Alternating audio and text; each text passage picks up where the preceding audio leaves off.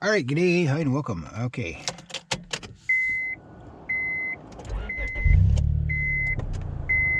So I'm at the still shop, but they're freaking closed. Like, dude, it's Wednesday. We're closed for the 1st.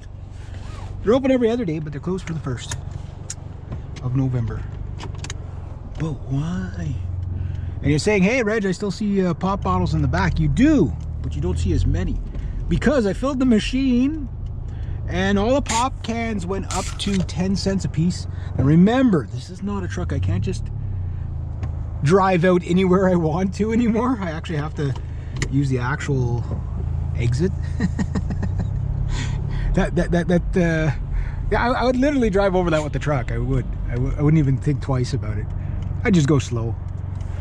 You want to see a guy living dangerously? Wait, you're gonna see, like, this is Quebec. Look at where the jack is. That's living dangerously, man. I would never trust a jack like that. I don't know how many guys I've seen, not just talked to, but seen, where the jack lets go. It's like, you know, he's got the stands on the front of the car. Okay, fine. Well, put some on the back. You know what I mean? Like, But yeah, so they're closed there. So I went in, okay, so I think it was as of today or whatever, the pop cans went up to 10, everything's 10 cents. So the big ones used to be 20 cents. They brought the big pop bottles down to 10 cents, and they brought the pop cans up to 10 cents. So now you can just throw everything all in one shot, right? Makes it a lot easier. Oh, look at that. Look at that. Oh. If a man had money. So yeah, I was hoping to get my whippersnipper dropped off. I guess I'll have to do it the next time. Well, I thought that was somebody else. And yeah, but I made 13 bucks, so I definitely didn't spend 13 bucks in gas to get up here. So it covered my provisions for the day anyway. That was, you know, 130 cans. So it's probably about half a bag. But I filled both machines, eh? So I could sit around and wait for the guy to come and empty it, but he could be another hour before he does that. So I'll just leave those cans in the back until they're gone. But that's a good return on investment considering I didn't pay anything for those cans. You know what I mean? So now I got to go to work. I'm going to take the 034 chainsaw. That's 60 cc beast. I'm going to see if I can get him going good. Oh yeah, it's going to be a bit bright on the way back, I think. Just a little bit earlier, the road glare was something severe.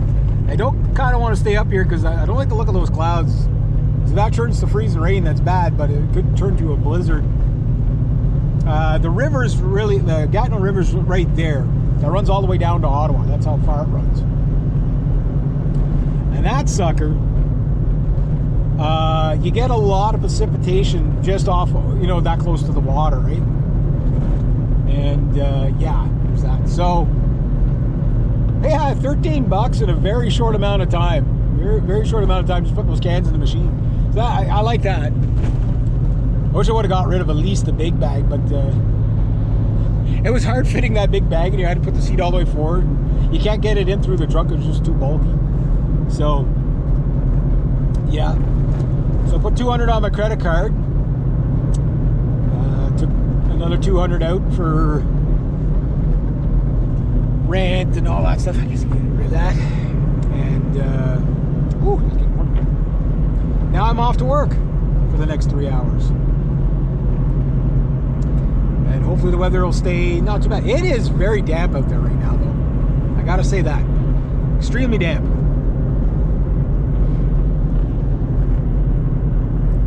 There's only one thing about these little cars is when you turn on the heat on the windshield, and you have to keep it on or else everything fogs up. It's like it's right in your face. You know, like you can turn it down, the heat down, but it doesn't. You still suffocate yourself. Eh? So you got to kind of like drive with the heat full blast and the window down. Small cars, eh? It is very crammed getting into this thing. Like you don't get into it, you put it on. Like I got to see that, like the right driving thing like that. It's just, but it's funny. It seems like my buddy's car, same frame and everything. It seems like his, you can get into it a lot easier than this one.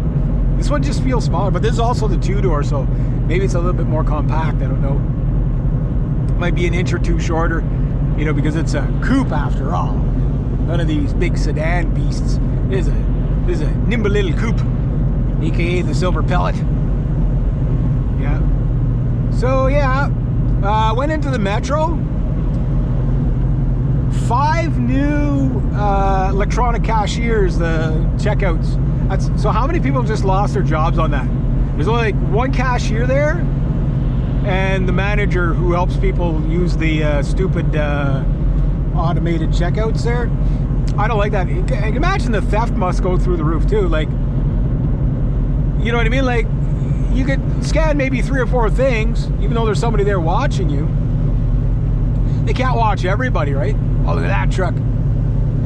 That's badass. That is probably the most inefficient truck you could buy. The Freightliner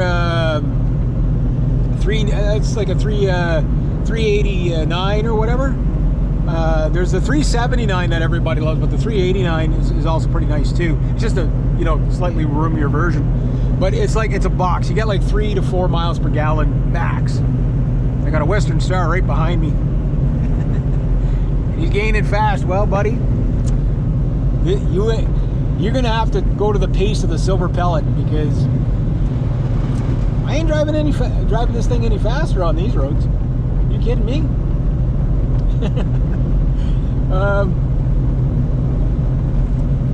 Yeah. So yeah, I've always loved the 379. Everybody does. That's the truck you see on every kid's wall, right? Is the 379, and the 389 is pretty cool too. But I really dig a reg cab 379. That is, to me, is like a thing of beauty, you know.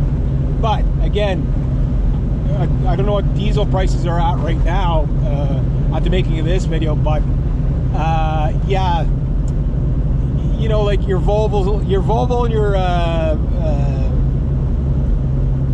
what do you call it, Freightliner Western Freightliner Cascadia is going to get like 7-8 miles per gallon. It's almost double. You know what I mean? Not the same kind of pulling power, but you know, like, you know, like the Western Stars, those are the bush trucks. That's all you see coming out of the bush. Is a Western Star, or what's the other one? Western Star is the what's the cheaper one there? Drawing a blank here. Anyway, you see those coming out of the bush all the time, and the odd Mack coming out. You just don't see Mack trucks around here at all. That's like Fort McMurray stuff. You know, the Western Star, I think, will match it for power anyway, with a big Packard engines and all that stuff. Peterbilt, sorry, not Freightliner, Peterbilt. Peterbilt 379. Yeah, the Peterbilts are the pretty trucks. Yeah. But the Freightliner Cascadia, like if you were a smart trucker and you're going to buy a brand new truck and you're mainly hauling over, as long as you're not doing bush work, bush truck, you get that. And why do you get that over the Volvo? Because it's more domestic. If you're in Canada or the United States, if you're in Europe, get the Volvo. You know, like the 670 or something like that. Just go make money with it. You know, because trucks are hard enough to make money. The only downside is if you got a Volvo, good luck getting it fixed for cheap. You know, that's the what you call it? What's the name? One more truck, guys. One more truck. Hey, not the Western Star, not the Peterbilt, not the Freightliner, not the Volvo. What's the other one? Not the Mack. What's the other one? Come on. My Kensworth. Yeah, the Kensworth. Yeah, the Kensworth. So you see a lot of Kensworth coming out of the bush. You see a lot of Western Stars coming out of the bush. And the Western Star, I think, is those are the ones that are the powerhouses. And they're like a semi-square body or box truck, right? Whereas the Peterbilt is just pure freaking straight angles. But who would think something with like just straight angles could look so good? You know what I mean? Like if the Italians made a Peterbilt, like how sexy would it be, right? Like, think of Ducati, Bugatti, Ferrari, like the lines on those cars. You know, Lamborghini. Think of the lines on those cars. Then think of a Peterbilt. $379. It was made with a straight edge ruler. It really was, but it looks so damn good. Weird, eh? The Western Stars, they look mean. Like they seem to be really high up. Like the one behind me there, you can see them there. Nice big beefy truck. They got a really beefy stance to them, man. Yeah. Last guy I talked to, it cost him to run his truck, log truck for the day, about $1,400 for the day. Just fuel. Just fuel. So it's about $100 an hour. And then plus other costs, right? So you think about that. You know, the cost of everything's going up, inflation, everything like that, you know. Oh yeah.